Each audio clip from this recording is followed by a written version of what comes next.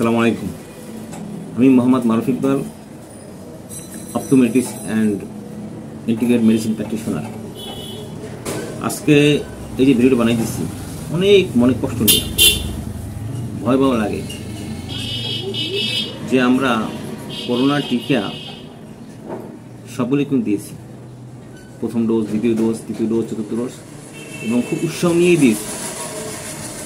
এটা আমাদের সরকার আমাদের উৎসাহ দিয়েছে যে যেহেতু আমি ওই সময় ডিউটি করি সদর হাসপাতালে, তখন এই ডেটগুলো কাছে ছিল, আমরা খুব উৎসাহ সহকারে এগুলো দিয়েছি এবং কোনো সমস্যা আলহামদুলিল্লাহ এখন কোনো পার্শ্বপ্রতিক্রিয়া হয়নি।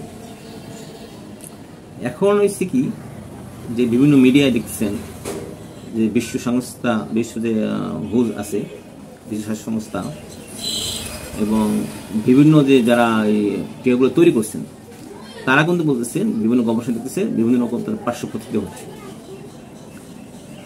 এবং তারা মার্কেট থেকে অটোমেটিক তাদের টিকাগুলো উঠিয়ে নিতেছে। এখন আমরা যে টিকাগুলো দিলাম, যেহেতু আমরা স্বেচ্ছায় দিই নাই, আমাদের সরকারও উৎসাহিত করছে, যেহেতু আমরা খুব কাছাকাছি থাকতাম রোগীদের, সুতরাং আমরা নিজেদের সেফ রাখার জন্যও দিচ্ছি। এখন করোনা মহামারীর ভয়াবহতায় উদ্বেগে পুরো বিশ্ব ছিল মৃত্যুর মিছিল, তখন আশার আলো নিয়ে আসে ফাইজার, মডার্না, জনসনের মতো ওষুধ কোম্পানিগুলো। টিকা তৈরি করে সবাইকে স্বস্তি দিয়েছিল তারা। তবে এই টিকা গ্রহণকারীদের এবার কিছুটা সংবাদ দিলেন গবেষকরা। গবেষণা অনুযায়ী হৃৎপিণ্ড, মস্তিষ্ক ও রক্তে নানা ধরনের জটিলতা বাড়ায় করোনার এই টিকাগুলো। এই টিকার পার্শ্ব প্রতিক্রিয়া হিসেবে এ পর্যন্ত 13 ধরনের শারীরিক জটিলতার রেকর্ড করেছেন গবেষকরা। ডব্লিউএইচওর গবেষণা অংশীদার নিউজিল্যান্ড ভিত্তিক সংস্থা জিভিডিভি জানিয়েছে এই তথ্য। গ্লোবাল ভ্যাকসিন নেটওয়ার্কের একদল বিজ্ঞানী এই গবেষণা পরিচালনা করেছেন। বিশ্বের 13টি দেশের 9.90 লাখ মানুষের তথ্য সংগ্রহ ও বিশ্লেষণ করা হয়েছে গবেষণার কাজের অংশ হিসেবে। এদের মধ্যে যারা mRNA টিকা, ফাইজার, বায়োএনটেক কিংবা মডার্না টিকার দ্বিতীয় ও তৃতীয় ডোজ নিয়েছেন, তাদের একাংশ মায়োকার্ডিটি নামে হৃৎপিণ্ডের সমস্যায় আক্রান্ত হয়েছে। হার্টের মাংসপেশির সার্বক্ষণিক প্রদাহে ভোগেন মায়োকার্ডিটিতে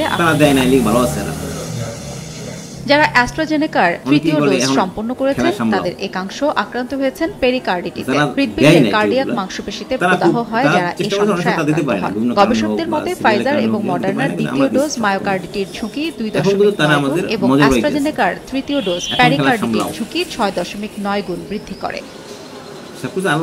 এছাড়া ফাইজার, মডার্নার ডোজে রক্ত জমাট বেঁধে যাওয়া, গুলিয়ান ব্যারে সিন্ড্রোম এবং মায়োলিটিসের মতো শারীরিক সমস্যার ঝুঁকি বাড়ায় 2.5 গুণ। মায়োলিটিসে আক্রান্তরা মস্তিষ্ক ও মেরুদণ্ডের প্রদাহে ভোগেন। এই নিউজগুলো আসছে। তবে টিকা নেওয়া বেশিরভাগ মানুষই যে এমন সব জটিলতায় ভুগছেন তা নয়। তবে গবেষকরা এ বার্তা দিতে চেয়েছেন যে পার্শ্ব প্রতিক্রিয়ায় ভোগা মানুষের সংখ্যা কম হলেও তারা গুরুত্বপূর্ণ।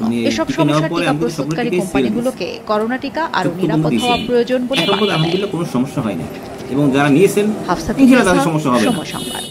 আর যেহেতু জরিপটা বাংলাদেশের উপর চালানো হয়নি, বিভিন্ন ইউরোপীয় কান্ট্রিতে চালানো হয়েছে, আমাদের কিন্তু বাংলাদেশ, ইন্ডিয়া, শ্রীলঙ্কা এদের উপর কিন্তু জরিপটি চালানো হয়নি। কিন্তু আতঙ্ক হওয়ার কিছু নাই, সবকিছু আল্লাহর হাতে। আলহামদুলিল্লাহ ভালো আছি, আপনারা ভালো থাকবেন। ধন্যবাদ সবাইকে। আসসালামু আলাইকুম।